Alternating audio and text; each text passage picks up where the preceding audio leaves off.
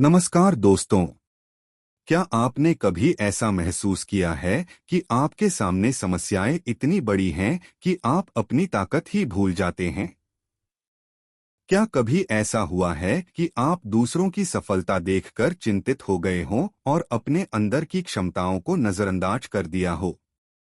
यदि हाँ, तो भगवद गीता के प्रथम अध्याय का 7वां श्लोक आपके लिए एक महत्वपूर्ण संदेश लेकर आता है। आज की इस वीडियो में हम जानेंगे गीता के पहले अध्याय के 7वें श्लोक का अर्थ, उसका गहरा संदेश और यह कि वह हमारे आज के जीवन में कैसे लागू होता है। तो चलिए शुरू करते हैं। श्लोक अस्माकं तु विशिष्टा ये तान् निबोध द्विजोत्तम नायका मम सैन्यस्य संज्ञार्थं तान् ब्रवीमि ते। इस श्लोक का सरल अर्थ है, हे द्विजश्रेष्ठ द्रोणाचार्य, अब हमारी सेना के जो प्रमुख और विशिष्ट योद्धा हैं उन्हें भी जान लीजिए। आपकी जानकारी के लिए मैं अपनी सेना के मुख्य नायकों का परिचय देता हूं। अब आइए इस श्लोक की पृष्ठभूमि को समझते हैं। महाभारत का युद्ध प्रारंभ होने वाला है। दोनों सेनाएं कुरुक्षेत्र के मैदान में आमने सामने खड़ी हैं। दुर्योधन जब पांडवों की विशाल और शक्तिशाली सेना को देखता है तो उसके मन में चिंता उत्पन्न होती है। हालांकि बाहर से वह आत्मविश्वासी दिखाई देता है, लेकिन भीतर कहीं न कहीं उसे अपनी विजय को लेकर संशय होने लगता है। इसी समय वह अपने गुरु द्रोणाचार्य के पास जाता है। पहले वह पांडव सेना के प्रमुख योद्धाओं का वर्णन करता है और फिर इस श्लोक में कहता है कि अब हमारी सेना के प्रमुख योद्धाओं को भी देखिए। यह केवल योद्धाओं की सूची नहीं है, बल्कि दुर्योधन की मानसिक स्थिति को भी दर्शाता है।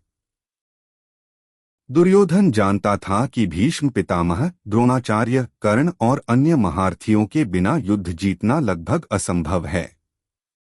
इसलिए वह अपने गुरु और सेनापतियों का सम्मान करके उनका मनोबल बढ़ाने का प्रयास कर रहा था।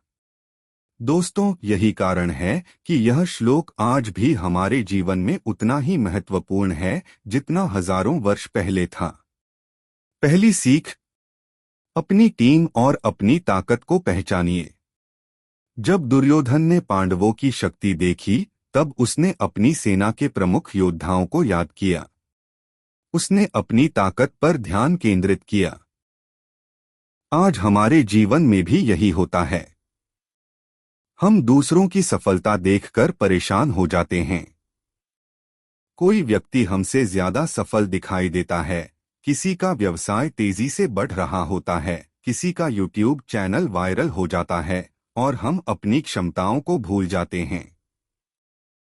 ऐसी स्थिति में हमें रुककर अपनी ताकत को पहचानना चाहिए। सोचिए, आपके अंदर कौन सी विशेषता है? आपकी सबसे बड़ी क्षमता क्या है? आप किन क्षेत्रों में दूसरों से बेहतर हैं? जब आप अपनी ताकत पहचान लेते हैं, तब आत्मविश्वास स्वतः बढ़ने लगता है। दूसरी सीख, योग्य लोगों का सम्मान कीजिए। दुर्योधन ने द्रोणाचार्य को द्विजोत्तम कहकर संबोधित किया। इसका अर्थ है द्विजों में श्रेष्ठ। इससे हमें यह शिक्षा मिलती है कि जीवन में हमें अपने माता पिता, गुरुजनों, शिक्षकों और अनुभवी लोगों का सम्मान करना चाहिए। जो व्यक्ति दूसरों का सम्मान करना जानता है, वह लोगों का विश्वास और सहयोग दोनों प्राप्त करता है। सम्मान केवल शब्दों से नहीं, बल्कि व्यवहार से भी प्रकट होना चाहिए। तीसरी सीख, कठिन परिस्थितियों में घबराइए मत। जब चुनौतियां सामने आती हैं, तब अधिकांश लोग घबरा जाते हैं। लेकिन इस श्लोक से हमें सीख मिलती है कि कठिन समय में हमें अपनी क्षमताओं और संसाधनों पर ध्यान देना चाहिए। यदि परीक्षा कठिन लग रही है, तो अपनी तैयारी को याद करें। यदि व्यवसाय में प्रतिस्पर्धा बढ़ रही है, तो अपनी विशेषताओं पर ध्यान दें। यदि जीवन में समस्याएं आ रही हैं, तो अपनी पिछली सफलताओं को याद करें।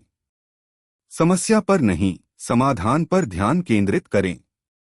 चौथी सीख, नेतृत्व का गुण विकसित करें।